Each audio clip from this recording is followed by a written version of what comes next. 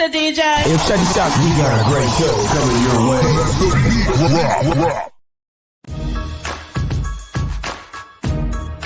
From the ECSI Sports Studios, it's the Midday Market Report with Jeff Dawson.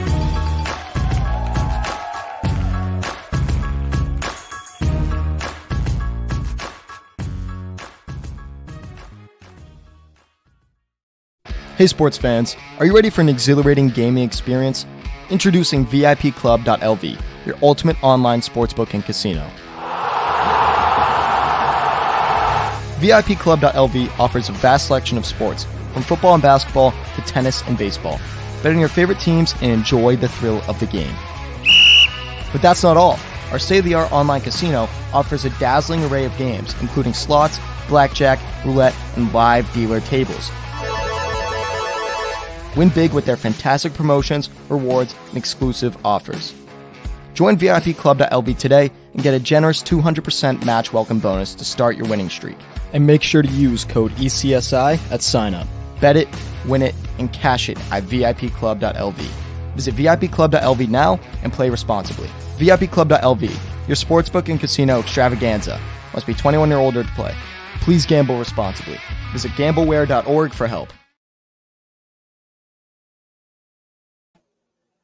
Good afternoon, sports fans from all around the globe. I am the host, Jeff Dawson, East Coast Sports Investors, and this is your Midday Market Report with Andrew McInnis.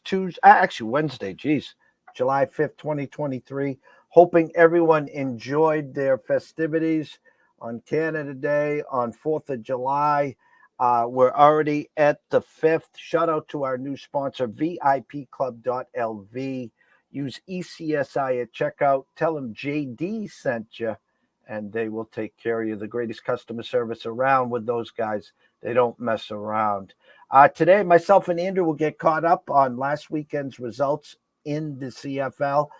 Good eyes from us on Monday with the Argos plus 3.5. And plus 145 on the money line as we cash there. This week, a lot tougher card as I was talking back there with Andrew. But we're going to get you caught up to speed, maybe a little MLB, who knows there. NHL draft gone. Some moves still being made, some adds, some subtracts. Our Bruins getting a little older. They're bringing the gang back with Lucic and some of these others. I have no idea what they're doing. I don't think Sweetie does either, but I know they're getting older. So anyways, without further ado, let's bring him in, the one and only, Mr. Andrew McInnis. Afternoon, eh? Good afternoon. I'll tell you what, it's not really a sunny afternoon where I am. You'd think it's supposed to be summer, but it's been all rain where I am, so just sticking in the office. How are things with you, Jeff? Well, we had that rain all last week. We had over 4 inches throughout last week. I have the wet vacuum blowers to prove it here at the studio. Yesterday, severe thunderstorms. We had a window this big, no sun all day. I was out running 2 errands and the skies just opened up, and here comes Noah's Ark again. Had some thunder, some lightning, beautiful sunny skies here on Cape Cod today, so I can't complain, sir. Awesome. Love to hear it. And I'll tell you what, you're not just dipping your toes in the CFL anymore. You're into it just like I am. So I love when the text pops up while I'm watching a CFL game and you're rooting something on, just like I was. And we were both able to cash a ticket on Monday. I ended up with the over, and you had Toronto, and that game certainly went over, and Toronto definitely got the job done. So it's a different board this week, some bigger favorites than we saw over the past few weeks, but I think we have some bet on spots here. Is that because we're at that 4-week mark where there's actually some data? I can say that the openers and then the big moves have not come in. In other words, Toronto, BC opened around 2.5, got as high as 4, and then closed around 3.5. There's been some other flip-flops. Edmonton, 2-point dogs to 2-point favorites, and vice versa to some of those teams. The flips, the flops, they haven't been coming in. The board's a lot tighter this week. It really is. And, you take a look at these, of course, I mean, the matchups, of course, have something to do with it. the biggest shock to me this week, I'd say, was Hamilton. I mean, the bye week might have something to do with it, but for them opening up -3, with them being winless so far, having an injury problem at quarterback, and just kind of the way they play, they haven't played a full, complete game yet where we've seen anything positive from them. And yet, I know Ottawa is coming off a game where they played the Elks, and everybody's beating the Elks, Jeff, but that one was probably the head scratcher of the week with me, seeing that opener of -3 with Hamilton. And looking at really my biggest surprise in the West has been Saskatchewan. They coming off a bye as well. And 2 weeks ago, they won a double overtime game against the Stampeders. Unfortunately, I was on the wrong end of that one. But Trevor Harris, we're at that point where, I always like to say, stick to your guns. If you have an opinion, stick to it for 2 or 3 weeks. But after a certain point, you need to kind of change your thought process on that. And I think that Trevor Harris is moving the sticks. He's making plays, leaving the pocket. I don't know if he was drinking some nice Alberta water, but he's doing very well there. So 2 kind of surprises for me was kind of that number there and seeing the -7 in the hook. And then we see Hamilton being -3. So some spots have already moved that one down to 2.5 for them. I wouldn't be shocked if that money continues to come in on the road team with Ottawa. But definitely some bigger spreads this week than we have seen. And I wanted to point out something else that you were very accurate about. And a lot of people have been mentioning. I always tell everybody how much movement there is in the CFL betting market. It's come to the point now where it's too much movement. And when the movement happens too much, you almost want to wait until it's finished moving and then jump in on that side, which is what we saw happen with Toronto. You were able to cash a ticket. Closing number was 4 at some spots. BC opened up -1. That was the consensus number. That's a problem to me. If you take a look at a team like that, the dogs are barking here. I don't know if you can hear that, but that to me is a problem because what you're seeing is the money's coming in so strong that it gets to a certain point that it's a whole different handicap at that point. I know you've noticed that as well. Absolutely, and I haven't seen it yet this week. I mean, my first look here on the 6th, which would be tomorrow, is I'm not laying the 8.5 opener on Saskatchewan. It's down to 7.5 at South Point right now. I'd be more looking, maybe I can get a first half line on Saskatchewan and maybe, coming off the bye, maybe be able to dive in there. We're waiting for Edmonton to do something. We're waiting for Hamilton to do something. Some of these, buying on the come here. There's been some ugly results in some of these teams. The natives are getting restless here. Mr. Ian Cameron and a few others out there. And it's kind of hard where we were able to pick off last week on a first half play that if we played the full game would have lost. So I'm really trying to find some angles, Andrew. I believe, one of the ones that you had the first half one, I was looking at that saying, I wish I was right there with you. Sometimes you pick those first half ones in the full game. You don't have to worry about it anymore. I'll tell you what, first game of the week, you talk about tomorrow. I've talked about it before, and I'll tell you what, I've been wrong with taking an over with the Elks. I'll admit it. And some people might say, Andrew, I'm not following you on any Elks overs until they come through. But it's getting to the point now, Jeff, where, when I grew up, when I was younger, the average total for a CFL game was low 50s. You look this week compared to even last week, I'm seeing 42.5, 43, 45, 44. The Edmonton, Saskatchewan one's gone up a whole point already. That was 42.5 at the opener. I'm seeing these lower numbers, and take a look at. I just talked about how Trevor Harris has impressed me. So 27 points, 29 points, and 17 points. That 17 was their first game of the year against Edmonton. Now, I'll be honest, I don't think there's a chance that 17-13 result happens again tomorrow night. This is the first rematch of the year we've seen so far in the CFL. Only 9 teams. You see a lot of rematches. These teams, it's like an NHL division. They play each other all kinds of times, unlike the NFL. I just think that I know that Edmonton hasn't proven to us really that they deserve anybody to bet an over on them. But just like yourself, I don't really want to lay the chalk with Saskatchewan. Their defense, I don't think, is the same as they once were. They've played some good teams. Don't get me wrong. Calgary put up 26 on them. Blue Bombers hung 45 on them. I think that if anything's going to improve with Edmonton, it's going to be their offense. I know you've probably heard me sing this song before, but I can't see their defense getting much better. I can't from one week to the next. And I was told, I got to shout out Rob Braley. He does the show with us on Wager Talk as well. He said that this is going to be the 5th game in 25 days for the Edmonton Elks. That's a lot for a professional football team, Jeff. I heard he was saying that they took 2 days off this week to not practice just to get in the cold plunge and just relax. That's one thing if you're a team that's 3-1 and having success, but if you're winless, playing 5 games in 25 days, you're on the wrong end of every scheduling situation. I'd say that mostly hurts your defense than your offense. What are your thoughts on that? No, I agree. And so I'm trying to do some basic math here, an 8.5 with a 44.5. So I would ask you initially, Saskatchewan team total right around 24.5, or did they juice it up to like 26? And, because you got a 26-20, that's still going to be 44.5. So you got to go less than that. So I think the Edmonton will be stuck on 17. And then you're going to get the Edmonton, the Saskatchewan around that 24.5, 25, 26 number.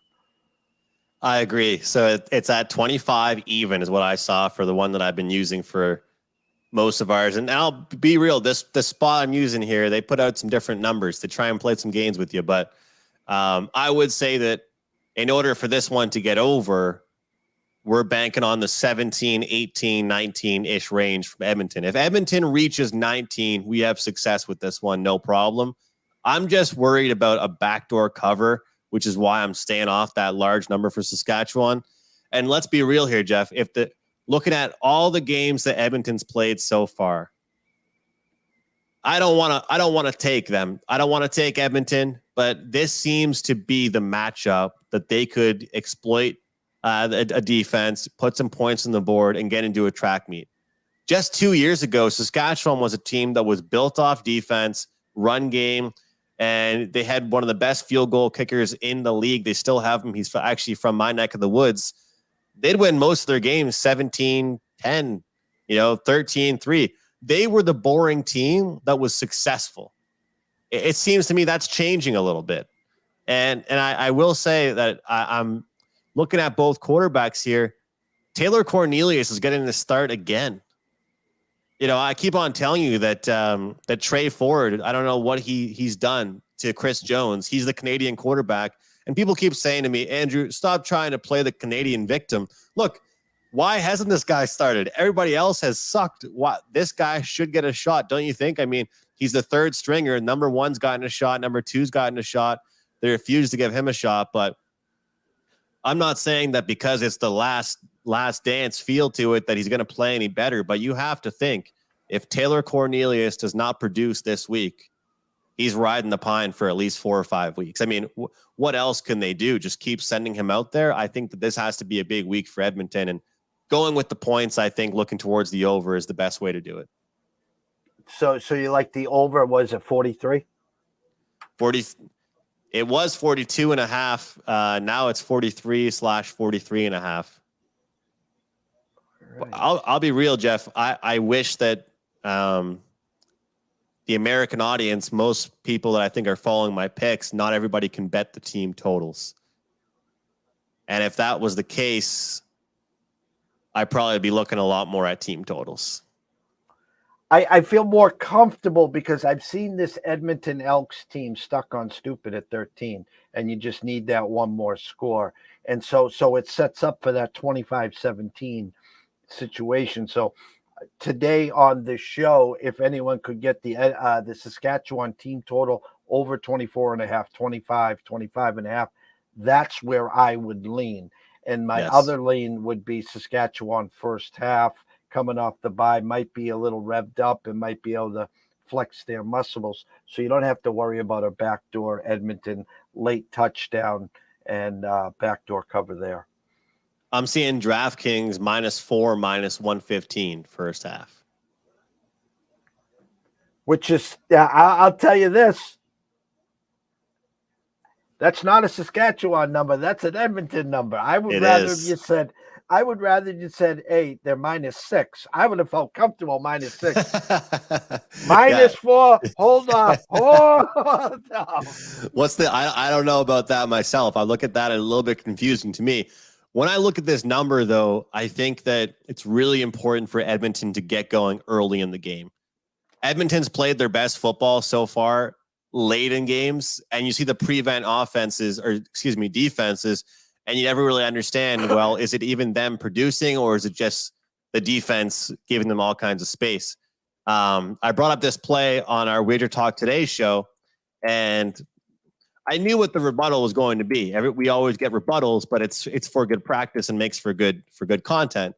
And the rebuttal was like, you do realize you're taking an over with a team that just scored 7, 31, and 0.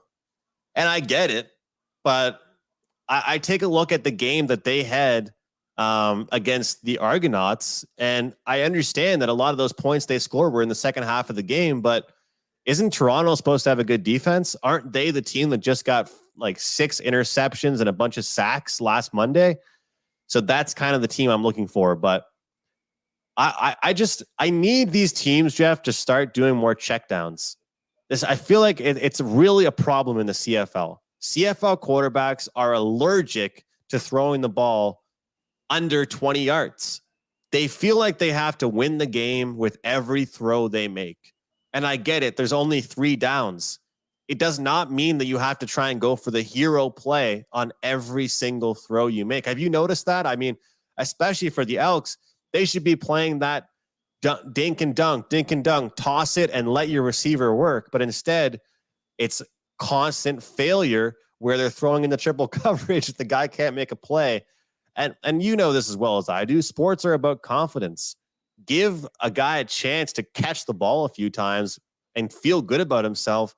Then give him a heat check downfield. I just don't understand that.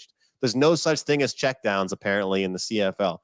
Why is Vernon Adams Jr. Monday night, I'm sure you were happy about it, continuing to go 40 yards down the field when he has 5 picks on the day? That really, really baffles me. What I've noticed in the first 3 years here, and especially I've taken real notice this year, NFL 4 downs, obviously, CFL 3 downs. That makes the first down so much more important, and you got to get some positive yards. You have to. So if you are trying to throw the ball 15, 20, 25 yards down on first down and incomplete, now you're stuck on 2nd and 10. Okay. You're seeing some of the teams trying to run on first down. I don't have a problem running on first down if you're getting 3, 4, 5 yards and making second down a lot more manageable. And watching the BC Argos game, that left tackle, I think it was for BC, or the right, it's the left guy. And he was putting so much pressure on Chad Kelly that when they were trying to throw it on first down, he was getting sacked or had to rush the throw. I sent you the text saying, guys, you can run the ball on first down. I was like, where is it? And I think they were trying to outsmart themselves. I said they were saving it for the second half. Well, no, the only thing that saved you in the second half was your damn defense. And so, again, the OCs, you got a month in, guys. You got to see what's working and what's not working. You got to get some positive yards on first down to make second down a lot more manageable. Big believer in running on the first down. That's how I feel in the CFL, especially if you're a team like Toronto. You've got AJ Ouellette, you've got Andrew Harris, and a Chad Kelly quarterback that can run the ball as well. It opens things up. I think BC should run the ball more, frankly. I think they make it way too predictable. The reads are predictable, and it's going to hurt them. The more time the opposition has to game plan, and look at film on BC, it's going to hurt them in the long haul. They need to mix in a few good runs. One good breakout run for BC will keep the defense guessing. It's really a problem. Think about really, I can't compare anybody to Tom Brady, but think about when Brady was in his last year or two with the Patriots. How often did he go deep? Not very often. But when he did, he usually connected. And there's a reason for that, is that number one, nobody expected it. Number two, everybody expected these, very accurate passes short, and they had a great run game. So whenever Brady was tossing it 30, 40 yards, everybody in the room was saying, oh no. And I said, that's going to be a catch, because you do not make it predictable. Nobody knew when he was going to do that. And I feel like that's really a successful thing that CFL teams have to do. And I think that's why Saskatchewan this year isn't going to be as successful with the run, which is hopefully going to lead me to the over in the first game this week. Well, last words on this is as much as you want to blame the BC quarterback, okay, and no pun intended here, no rhymes or reason, that guy was open every time you threw him the damn ball. The middle was so wide open, it wasn't even funny, yet you guys made it a lot harder on the quarterback, hence the 6 picks. Hey, we thank you. We cashed. I'm thanking you. But again, I keep going back to, as much as everyone wants to blame the quarterback, I don't think the OCs are getting enough flack for their stupidity and in their play call. And you and I talk more about it behind stage and how bad some of the play calls actually are, that is leading to 2nd and 10, 2nd and 15, 2nd and 18. Why? Because they're trying to throw the ball and they're getting sacked, or a holding call, and they're setting themselves back. So we'll see what happens there. Game number 2, Calgary at Winnipeg. I had an overnight number of 7.5 with a 47, as high as 8.5 now at the Superbook in Colorado. I'm going to use a flat 8 and 46.5, Andrew. Yeah, this is an interesting one here, Jeff, because obviously we had just 3 games last week in the CFL, which means we had some bye weeks. Calgary was one of them. Last game they were coming off was a double overtime loss. I spoke about Saskatchewan earlier, except for Calgary was on the wrong end of that game. So they've had 12 days now to get ready, sulk, think about that, and prepare for their next game here. They're playing Winnipeg, and what do I keep saying to you, Jeff? The offense, I think, is still good. I don't think the defense is the same as they once were, and I sure they did play well against Montreal, no doubt about that, but I also think Montreal just had a bad game. So I guess we can find 2 different narratives. You can create the agenda you want to from that Winnipeg win, but I think Calgary is getting healthier, and they just signed somebody that had a 4-year stint in the NFL, in and out of the NFL, played with Calgary years ago, was up for an Offensive Rookie of the Year nomination when he played for them before. Reggie Bagleton might be getting healthier. I just look at this Calgary coaching staff that's been with them for so many years. I trust them off a bye week, Jeff. I do. You look at the data so far this season, Montreal off a bye week. They cashed in convincing fashion. And which one was it? It was Montreal against the Tiger Cats. They were 2-point favorites. They end up winning that game 38-12. We had the Red Blacks against the Elks. They were only a few point favorites. They win that one 26-7. Only a few examples to spit out, but teams that are off a bye seem to be a really good bet on spot here. And especially when we're not just asking them to keep it within 3, keep it within 6. We're getting 8 points here with a Calgary team that I think is very competitive, has a good run game despite the injury. This is a reputation play, Jeff, on Winnipeg, the old Winnipeg, and I think how they played last week against Montreal. So a play I really like here, Calgary plus the points. Let me ask you if they still use the 4 or 3.5 here. What is Winnipeg first half? Winnipeg first half, I'm seeing 4.5. -110. This is from DraftKings. Over under 23.5. So you get the extra half, 4.5 on Winnipeg versus Saskatchewan at a flat 4. So lead to me to believe that the Elks are live in the first half, which is 2 Sundays ago. We hit the Elks against Toronto in their home first half. I think they were catching a couple points. They were down 18-17. Then the floodgates, of course, opened up there. So I like where your eyes are there. I'll be following that one. Looks like this next move will be to 7.5, just to let you know. So it's climbed to as high as 8.5. It's flattened out to 8. Next move to 7.5. So I think people are listening to what you're saying there.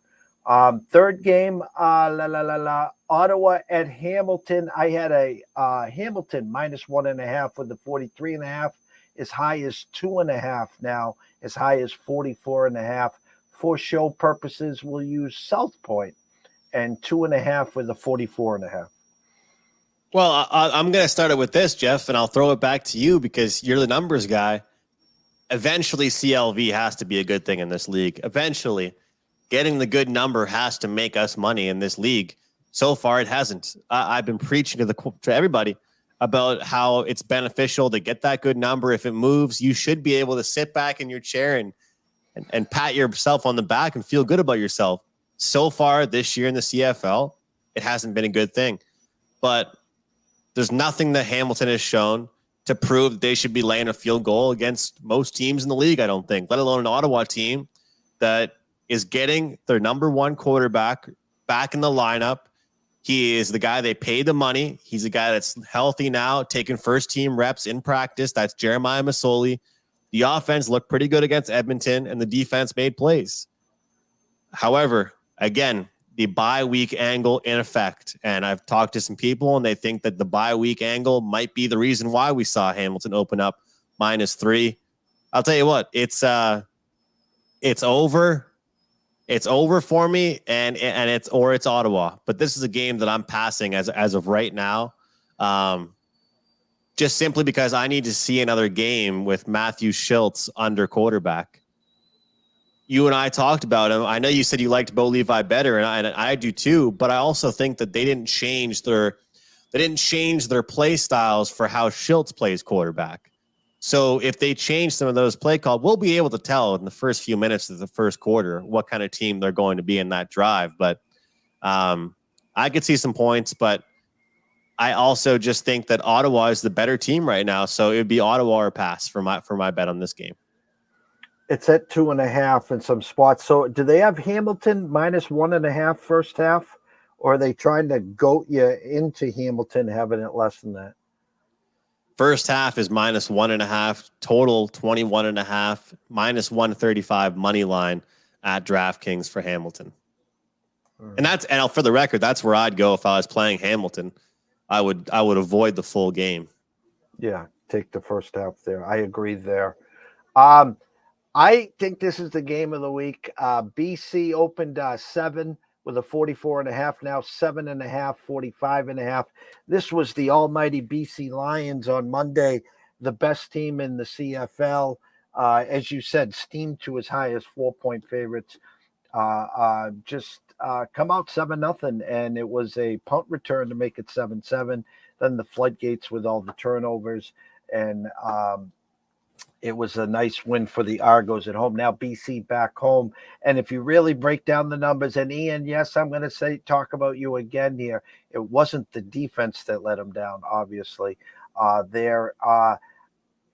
For me, I think this is a great bounce back spot for BC. Obviously, they're not going to have 6 turnovers. I think they get it done. And that's, again, just from my eyes and what I'm seeing. I think it's anyone that likes Montreal +7, I can see that as well. I think it's a lot of points. Interested to see what you think in a full game look here. And obviously interested to see if DraftKings is cute with a 3.5 first half for BC, or do they make it more on the shaded side to the 4 side? Yeah, I'm seeing 4 at DraftKings for the first half number. Every single sport, you look at head-to-head history, NHL, NFL, whatever it might be. This is the matchup, Jeff, that I really wanted to point out as far as head-to-head history. 16-5 against the spread last 21 meetings in BC in favor of the Lions. They have outright dominated Montreal when playing at home. And you got a quarterback that just gave 6 interceptions. I mean, they gave the ball away nonstop. Let's be real. Elephant in the room says that he lost his team the game. They shouldn't even have kept him out there again. And he said, you know what? I'm going to go out there and throw one more pick 6 just for the fun of it. That's what happens. the good news is that, as you talked with me earlier and backstage as well, the receiving core looked great. And every time there was a bad drop, the next play, they made up for it. So I think that it is a play here to look towards BC, but you're getting a very upset Montreal team coming off this one as well. They just played their worst game of the year against Winnipeg. Montreal had a light schedule to start their season off, and then they ran into Winnipeg, and they were like, whoa, we just ate a slice of humble pie. So we got one motivated team against another motivated team, but 16-5. That's the ATS angle. Last 21 meetings in BC. That's a that's a long time. If you think about how many meetings in BC, and I before I even finish this, how many people are going to be saying to me, well, it's all different teams. It doesn't matter who is the coach or player. A trend like that is worth mentioning, in my opinion. And that's really somewhere that BC is dominated. So lean towards the Lions, but I'm expecting points in this one. BC has a good defense, but at 45.5, I feel like we're going to get over here. In Montreal, they've proven that they've got a quarterback that can throw deep, a good relationship there with the offensive coordinator, and I feel like they're going to bounce back in a big way, but I do not trust either team's defense after we're seeing two pissed off teams coming into week 5. One thing I do like from a fan perspective, we're going to get the best game of the week, I think, like you said, again, at the end of the week. It's almost like they're you know what? We knew Edmonton was going to be so bad. We'll start them off with the first game of each week. Nobody wants to watch that game on Thursdays. But I like the over in that one. And I feel like I'm saying a lot of overs to you today as I realize this. So I will say that I mentioned Ottawa, Hamilton. That might be the one I could see going under, but I do like Ottawa. But realistically, I'm looking at all these games. I think I like the dogs a lot, and I like the overs a lot. Usually so at least I'm not on two public sides here. I like the dogs, but I do like the overs quite a bit. I'm excited for Sunday. I can guarantee you we'll have a little something in our action parlay there because the MLB plays everything early. So this will be 7:00. This will be prime time for Sunday as we get ready for the All-Star break there. Everyone knows, obviously, where to follow you at McInnis Picks, at Wager Talk, at Sports Mayflower. Jump on over to YouTube to Mayflower Sports. Subscribe. It's free. While you're there, jump on over to East Coast Sports Investors. Subscribe there. It is free. As we wrap this up, tell everyone what you got in store for them at Wager Talk. Yeah, so it has been a little bit up and down start to the season, but the best bets continue to be the best plays for me. So at least I'm hitting the bigger ones, 15-7, 68% run with those. Do have one going up this evening in the CFL. That will go on this weekend, so you can grab that. And just check everything out on YouTube. We have our CFL 2 and Out show. Of course, I love doing this show as well. We've got more CFL content over on Wager Talk, and it helps me out if you watch that video. So I appreciate it, Jeff. Well, we can't wait. Next week, I could be live, remote, wink, wink. We won't let the cat out of the bag there. I want you to enjoy your weekend with the bride and the friends at the Country Fest for 3 days and nights, and then we'll go from there. How's that sound? Sounds great. Have yourself a good weekend. But we're only talking on Wednesday, but I'm already thinking about CFL action, and we've got NBA Summer League. Everyone says there's not really anything to bet on. I'm telling you, there's stuff to bet on. I know. It happens every year. I was talking to a colleague before we went live, and there's going to be some restructuring on the ECSI end because we like you do the same thing. I do a lot more full years. I try to get people in for a half a year. A lot of people do quarterly, some do monthly. And my point is there's two tough spots. It's if you wait till the All-Star break, then you got that 6-week window when everyone's like, well, you know what? Maybe I do need a break. I don't have to listen to the wife or girlfriend. And then if you wait till the end of the year is another tough spot because you got Christmas, tax season. So, again, more of next year will be the end of the NHL and NBA. And then, of course, it will be December. I do run some packages that start up at the All-Star break, and we run them right through till the World Series. It ends on Halloween Day, and then you get people back. So it's always an excuse. If you Yes. if you like to win, grin, and profit, go see Andrew, go see myself. We're here to educate with some entertainment, but we save that entertainment for that four-letter word that starts with an E and ends with an N and has an SP in the middle, and we'll go from there. So for myself, Jeff Dawson at EC Sports Invest, the one and only Andrew McInnis at Wager Talk and McGinnis Picks. We wish everyone a blessed afternoon. 4:30, 5 o'clock-ish, Riley Magnuson on the closing bell, and at 6 o'clock, myself with Brady Cannon talking PGA and the John Deere Classic. Everyone have an afternoon, and we'll see you soon. Thank you.